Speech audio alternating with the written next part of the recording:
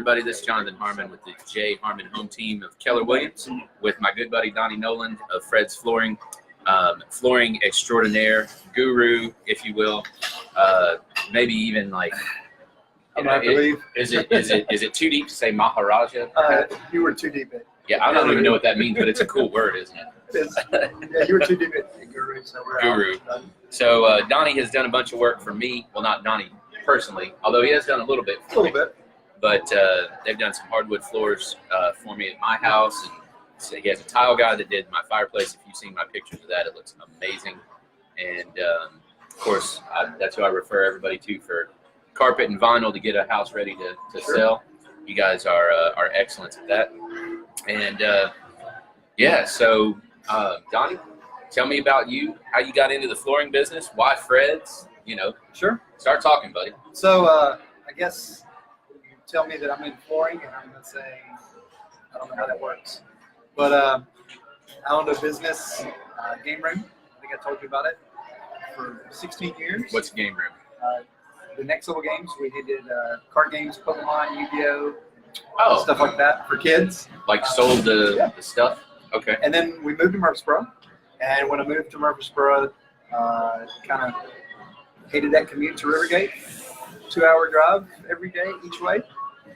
That's miserable. Yeah, and the industry changed. I mean, the industry, political, just like anything else. I was kind of at the top of the game and said, hey, now's a good time to step away. So I sold it.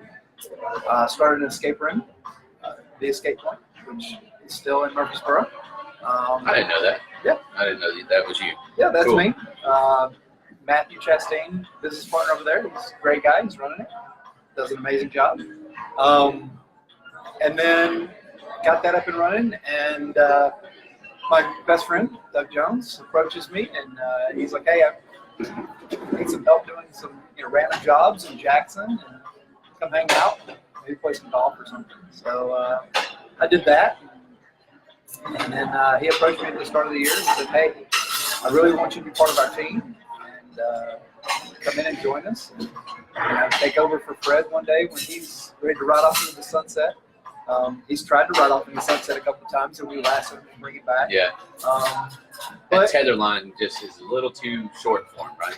Yeah, I think he came in and like, hey, he goes, yeah, I'm done. I'm like, no, please, no, stay.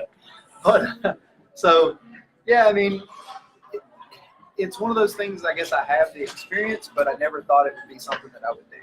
Yeah. But God kind of led me to this situation. Doug talked to Fred about it, and they sat down and brought me in and offered it to me, and it was. I believe things happen for a reason. I moved to Murfreesboro for a reason. I moved 3 miles down the road from Doug for a reason. I go to the same church for a reason. Everything just kind of worked out. Yeah. And I don't think that's accidental. I don't think it's right. accidental or luck. I think there's a plan. And we kind of changed our business as well. We started 20 plus years ago in multifamily apartments and some commercial stuff, and we've changed everything. We do used to be 90% of our business. Now it's probably 30% of our business. Gotcha. And mostly just, forgive the term, but essentially builder grade carpet, cheap carpet, sheet vinyl. So yeah, when you're doing apartments, most of the time that's what it is. It's hey, you got to cut bottom dollar because I mean they understand. Well, and the reality is they're going to change. Yeah, I was going to say they're going to change the carpet every year, every other year. Sure, we've walked in apartments that we did. I walked in an apartment that I did in July. We replaced the full unit on it. Came back in August to check it off with the apartment complex. Hey, look, we did this. We just, everybody has checks and balances. And I check it off and I'm like, good Lord, where did my carpet go? Yeah. Because I put this in here and now there's a 3-foot section missing. And she's like, oh, that was kind of like that when we got here. And I'm like, no, what? I'm like, you can tell it's new over here. Well, my dog might have chewed a bit. Hey man, Your dog chewed 3 feet of carpet in a month. You need to take that dog to the vet. That dog's a carpet eater. So, yeah, I mean, that was kind of our basis for the business. But now we've expanded and we do just about everything. We do, like you said, tile. We have a tile guy that's amazing. Yep. Hey, he does great work. He does great work. We have a great sand and finish team, hardwood team. We have some of the best laminate guys out there, I think. So, but we also do commercial. I mean, we just did Blackman High School. We have. What'd you do over there? We did coach. The basketball coach over there had us do. They had their locker room, and then they had like a media room, and then they had a weight room. In the weight room, they moved and expanded and made a bigger weight room. So they took this old weight room, and they're going to make it their Hall of Fame. So alumni is going to come in there, and they're going to put up all these people that went to basketball and have done really well in life. We're going to kind of dedicate some stock to them. So Nice. we put laminate in there, made it look like a basketball floor, and then we got some carpet in the locker rooms and stuff. Just really up the curb appeal. He'll tell you that he's going to have a down year. I don't think so, but I think he's gearing up for the next few years. Very nice. Okay. What is your role with Fred's? I mean, you're in outside sales, and what else? I'm kind of the do-all. If there's a basket and you need to throw something in the basket, I'm the basket. So would Doug and Fred agree with that? Oh yeah. I think it was funny when they brought me in. I don't think they really had a specific goal for me, but I think they knew, but we didn't know how much I could catch. I mean, and it took me about 3 months before I really got my feet underneath me and understood a lot of the stuff. So you do measurements, you do estimates, you do. I can come out and do your measurements, your estimates. I will definitely tell you my first measurement. I missed it. Just missed it. It's 6 feet in a room, 6 by 12. How do you do that? Well, so I looked at it. I'm like, well, that's the same size as that one because it's the same length. But I didn't see behind there the pile of clothes that I didn't want to move. Nice. That there was another 6 feet. So a 6-foot pile of clothes. There was a 6-foot pile of clothes in this person's house. Good they were getting ready. They just moved in. They kind of threw everything in this one room, and didn't realize that there was more behind there. So, but now I don't do that anymore. Ladies and gentlemen, don't have a 6-foot pile of clothes when you invite Donnie to come measure. You can fold your laundry. You can just. I have a laser measurement now, so I can put it up over 6 feet. So we're good. Gotcha. Well, you're a pretty tall guy. You should have been able to see over that thing. Yeah, you think, but I didn't. But that was my very first job in January, and since then I don't think I've missed anybody. So That's good. It's learning. But no, I pretty much catch everything. I can do estimates. I help manage all the crews that go out. That can be fun, right? You're joking, right? Jonathan will tell you we're getting one installed for him today. That the installer may have had a truck problem and never told anybody. Just didn't tell us last week. Unfortunately. So so yeah, anytime you deal with installers and subcontractors, there's always a lot of communication, and that's kind of where they want me at, is to make that communication gel. And I think we've come a long way since I got there, but in the same sense, there's always more room for improvement. Well, and you take all the complaints, right? So that's the other big thing. So and here's the thing: in an industry like yours, dealing with the subcontractors and various states of mind that you can find, maybe incredibly talented people, but maybe not always the most reliable, right? Well, and that's the thing. So there's two things that go into that. You send out a job, and you're sending it out based on what you think is going to happen. But it's just like somebody that's going in for an exploratory surgery. You don't know what you're going to find until you open it up. Oh, yeah, look at my hardwood floors. So good gracious. Here's again, perfect example. How old is your house? Over 100 years old. Over 100 years old. So we think we can look through vents and tricks and look and say, okay, I think this is what's going to happen. Right. But until we pull that top layer of floor off, we don't know. And even the second layer in some cases. They have 2 or 3 layers. Yeah. And we're finding out today that people will put tile on top of tile. Yeah, you were telling me about that. That's crazy. So, there's ways to cut corners in flooring.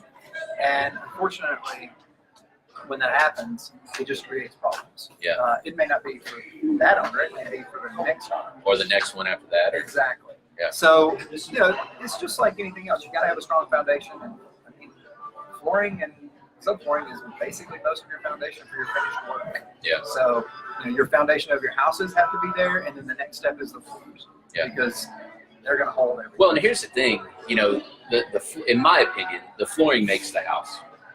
Sure. I mean, you can paint a wall, you can put up different trim, you can change curtains, right? You can do all of this stuff, but the flooring, it's a big investment, and it's difficult to.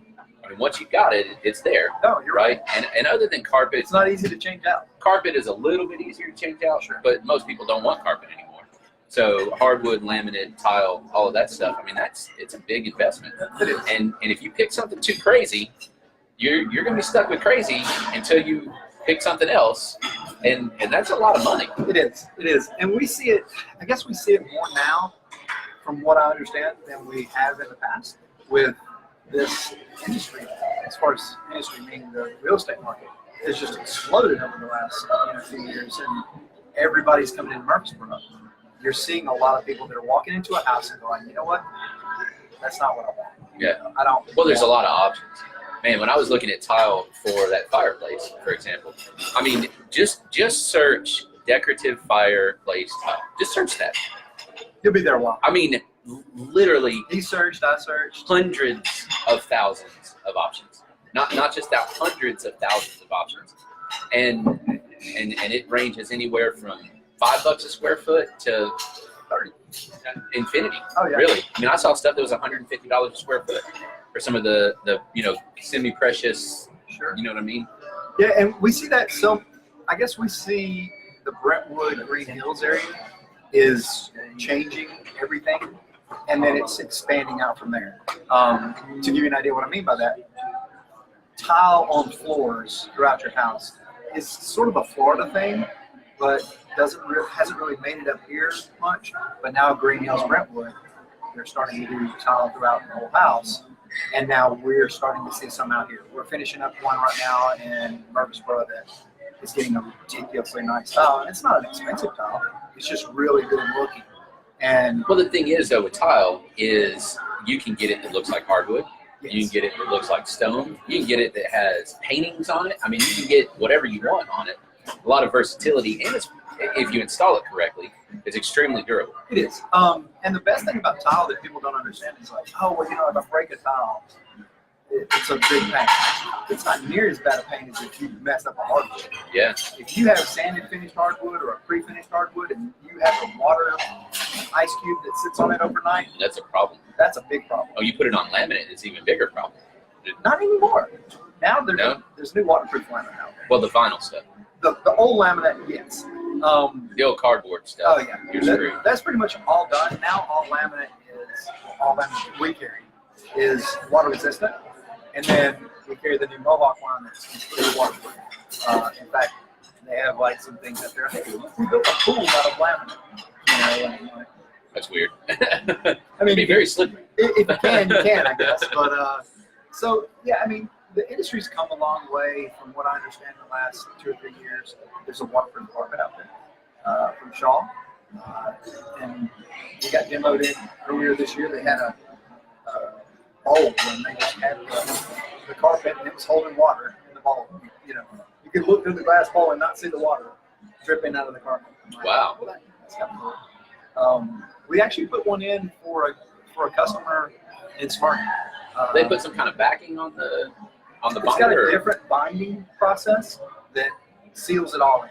Okay. So that, if you have a dog that pees on it or a kid that spills something on it, you just steam it up and it doesn't seep through to the pad. Because what we see when we tell people, hey, you need to change carpet and pad, most of the time the pad has gotten wet from spills or Dogs or whatever, and it's just rubber.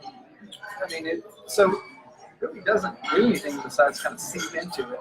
Well, So- and then if you've got a crawl space, then it gets into your subfloor, and that's where you can't get rid of pet smells and things like that. A lot of Yeah, I mean, you have to come in and pet seal it, and then build it back up. Yeah. Okay.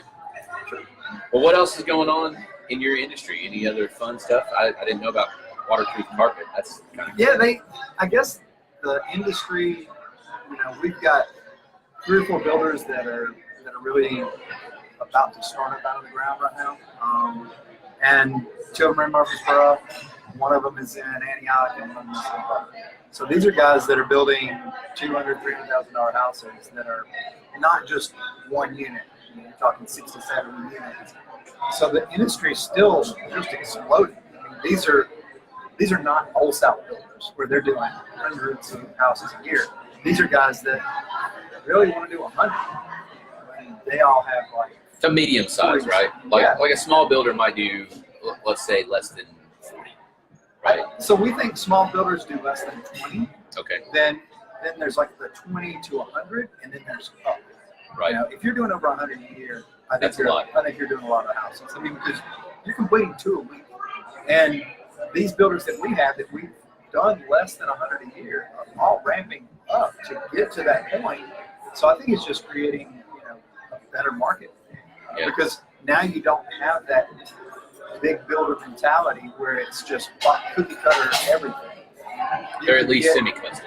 Exactly. You get a semi-custom house that you can walk in personalize. Right. You don't necessarily change floor plans, but you can pick your tile, you can pick your carpet, you can pick your paint. When we came in and bought our house in Murfreesboro, and we live in a cookie cutter neighborhood, I say it's cookie cutter.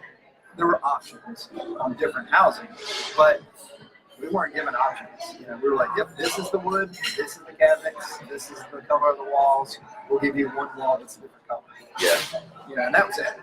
Now that said, I think there may be 3 walls in our house that are original. Everything else has been painted, Sure. Floors, and my wife loves to do that stuff, so she has me doing it all the time. But, wait. She loves to do it, but she has you doing it all the Yeah. time? If she loves to do it, she needs to be doing it. I've only met your wife once, so doesn't work out like that. yeah, But I bet she doesn't like me now.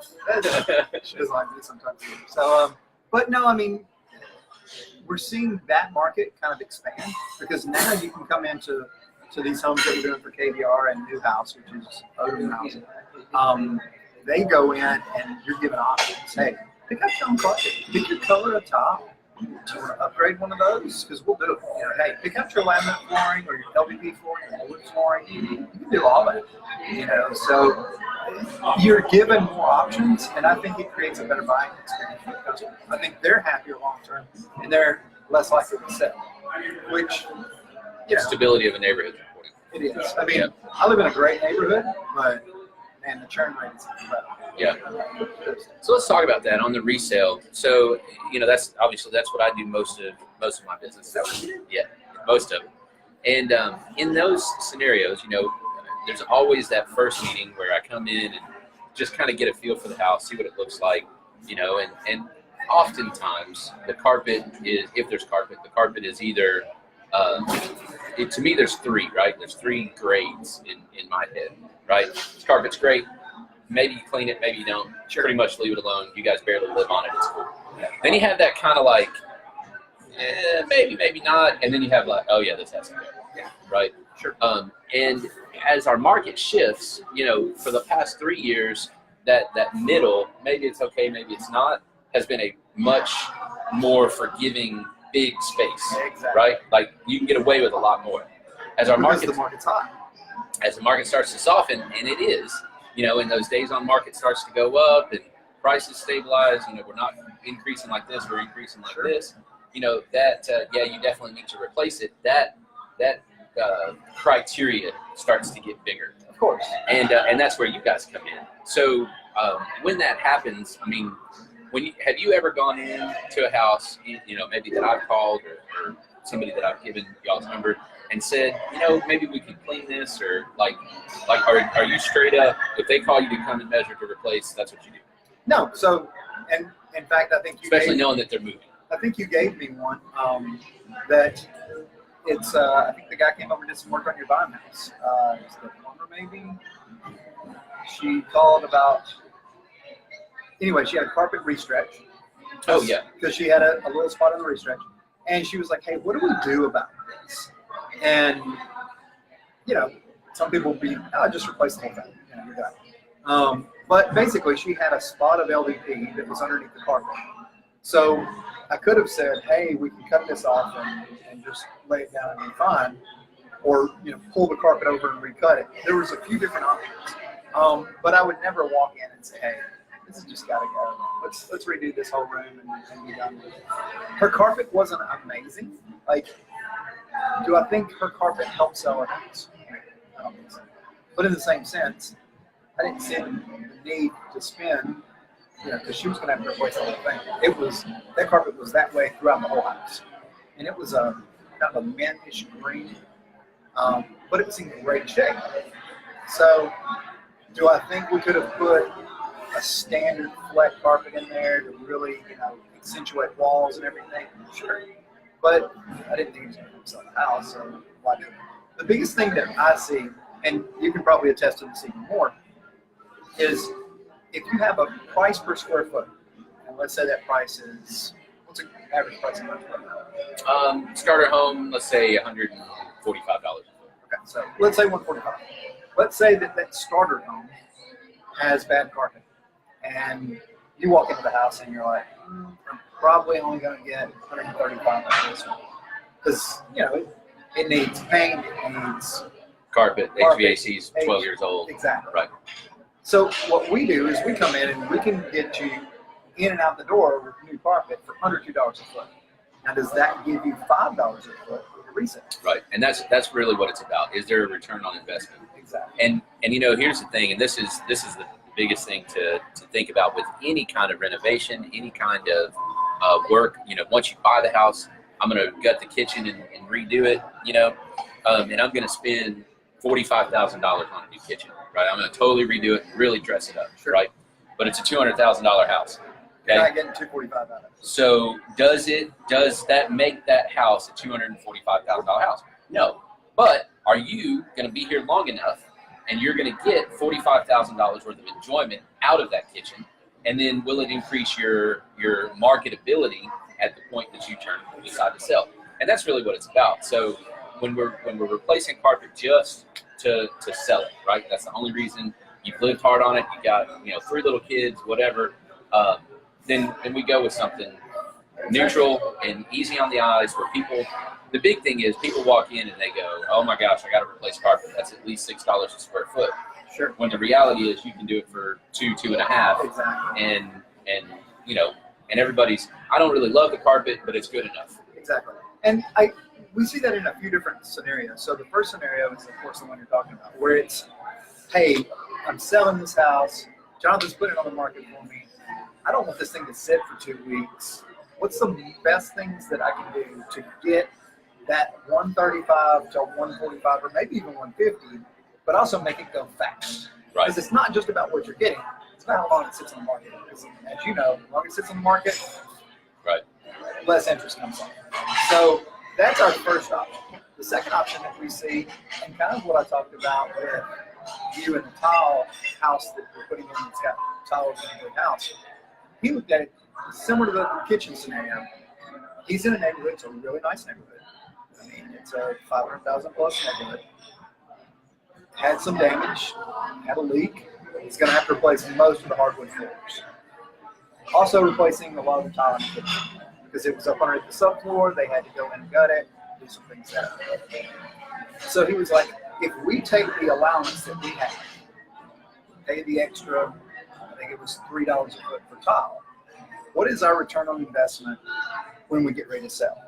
And there was 2 thoughts on that scenario. The first is, we think it may get $5, $6 extra a square foot, but the bigger thing is it separates his house from every other house in the neighborhood, and we think that takes that time on market down to the minimum. And that's what I really try to coach people on is you've got 2 different things going, right? You've got value, right, which is what an appraiser is going to give you, what the average person walking in thinks that house is worth. Okay, that's an interesting word, right? If we really start to dissect that, that's an interesting word. So you've got that, and then you've got marketability, right? Exactly. And marketability is what helps drive that value. But the value doesn't necessarily reflect what you spend to make it more marketable. Sure. And sometimes, I mean, carpet can be deferred maintenance, right? I mean, you guys, look, you trashed this carpet, right? You've raised 6 boxers on this with 4 kids, your carpet is nasty. And you know, there's a fun little saying that I've heard: if I can smell it, I can't sell it. That's a good one. So I'm gonna steal that. yeah, you should. If I can smell it, I can't sell it. I can't sell it. And so I mean, you know, it's a non-starter for people. Sometimes when they open the door, you smoked inside, anything like that. You know, they're going to be like, nope, I'm out. It doesn't matter what you have inside. And the funny thing is, like, those smells, they don't come from the walls and the ceiling. It's all on the floors. Or the furniture. The furniture, too. Yep, But furniture and the flooring. Cloth and flooring. I mean, and that's because, as we talked And about, subflooring. it seeps down in, and it just sits up underneath there and just Festers. gestates. It's disgusting. Yes. Yeah. So, all right, man. Well, I appreciate you being on here. If you have any questions for Donnie, I'm going to put his contact info in the comments here. Fred's Flooring does a great job, and when they don't do a great job, they always make it right. So part of that, wrangling in some of those installers. We won't leave a job until you're happy. Yeah, and I can attest to that. So they've done excellent work for me, and we'll continue to do that. So if you have any questions, post them on here. Donnie will check this later, and in the meantime, I'll put his number on there. Anything cool coming up for the end of the year? Any specials, sales, anything like that? Yeah, so we got a special going through November where if you buy carpet, you get free pad. So there's a lot of times we'll walk in a house, like I was in one yesterday, and they're like, "So do we really need a new pad? Because this pad looks great." And on top, it looked great. I pulled the chunk up, underneath was rotten. I mean, it was brown, it was nasty. It just breaks down over time. And I'm like, how long has this been down? Maybe 12 years. Okay, well, you got a lot of wear out of it. And you smell that? That's your pad. Yeah. You know, now they haven't had dogs or anything in there. It's just they've had moisture up underneath the house. And I mean, when you've got wood and there's moisture and rubber on top of it, that moisture's just going to sit. Yeah, yeah. So, you know, that pad gets bad after a while. Air it out for a little bit, put a new pad down. So, all through the month of November, buy carpet, get free pad. Cool. So you have to mention that you saw it on the J. Harmon home team to get that done. You can't just walk in and be like, That's right. Donnie said I get free pad. You got to say, he gave it. Very good. All right, man. I appreciate you very No problem, much. sir. Thanks and for having me. Love the work you do. Now, you got some vinyl to go install at my Vine Street house. I'm not installing it. Very good. Not me. This is Jonathan Harmon with the J. Harmon Home Team with Donnie Noland of Fred's Flooring. And if you have any questions, post them on there, and I'll put Donnie's contact info in there. And that's it. Have a great rest of the day. See you.